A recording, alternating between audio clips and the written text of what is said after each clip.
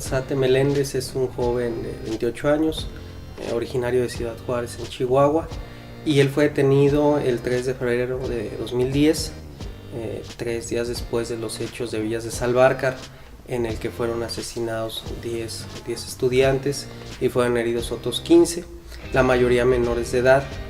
y que en un primer momento pues la respuesta del Estado fue criminalizar a estas víctimas, decir que había sido una situación entre pandillas.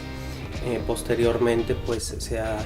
evidenciado que no tenían ninguna relación. Israel es detenido por elementos del ejército 3 días después y es torturado en instalaciones militares durante más de 30 horas con el propósito de que se autoinculpe de haber participado en la masacre de Villas de Salvarcar. Es presentado hasta el día 5 ante el Ministerio Público, pero en lugar de dejarlo a disposición de esta autoridad, los militares únicamente lo ponen como de forma virtual. Él regresa a la guarnición militar, sigue siendo objeto de tortura, y finalmente es ahí donde supuestamente él declara haber participado en Villas de Salvarcar. Bueno, él es vinculado a proceso por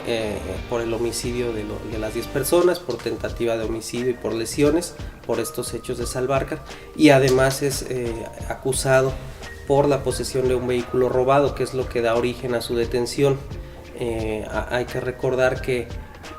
como no había ningún elemento para detenerlo,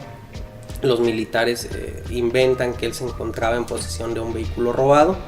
y que entonces cuando lo detienen él espontáneamente declara su participación en lo de Villas, y entonces se le acusa de estos dos delitos. Por una parte, cuando es vinculado o relacionado a la posesión del vehículo robado, él no se encuentra en la audiencia. La defensa pública no hace ninguna manifestación en su favor, no presenta ninguna prueba, y el Ministerio Público tampoco presenta ninguna prueba más allá del parte informativo de los militares, a pesar de que tienen una prueba pericial en dactiloscopía. La Fiscalía en esos días realiza una prueba sobre la camioneta y encuentra que no hay huellas dactilares de Israel, pero no se la presentan al juez.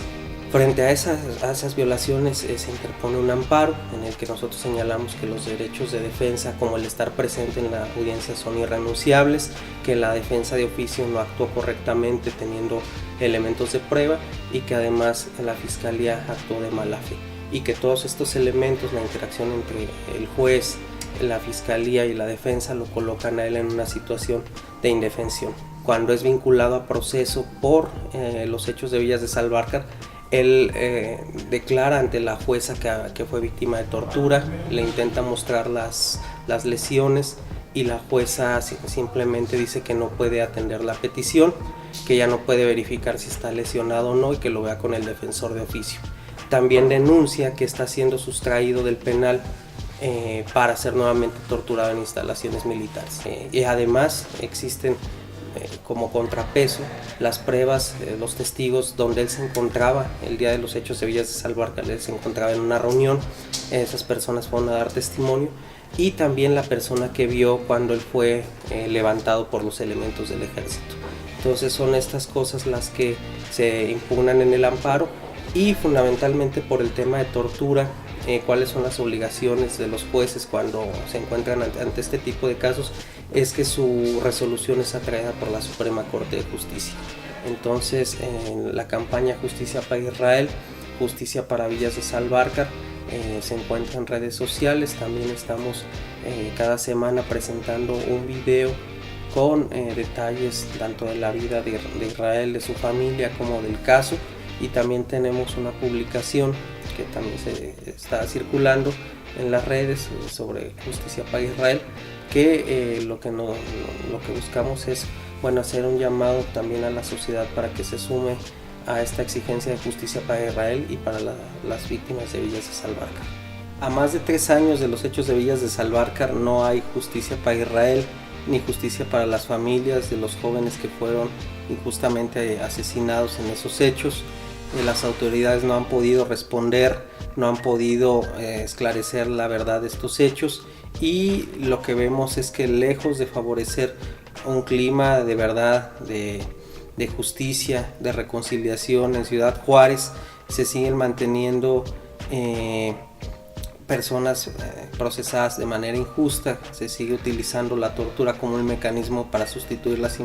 investigaciones, se sigue optando por la simulación y la mentira de parte del Estado para no esclarecer estos hechos. Hacemos nosotros un llamado a la sociedad para que puedan sumarse a la campaña en favor de la libertad de Israel Arzate, en Justicia para Israel, y también a las autoridades, particularmente de la Suprema Corte, para que analicen de manera exhaustiva su caso.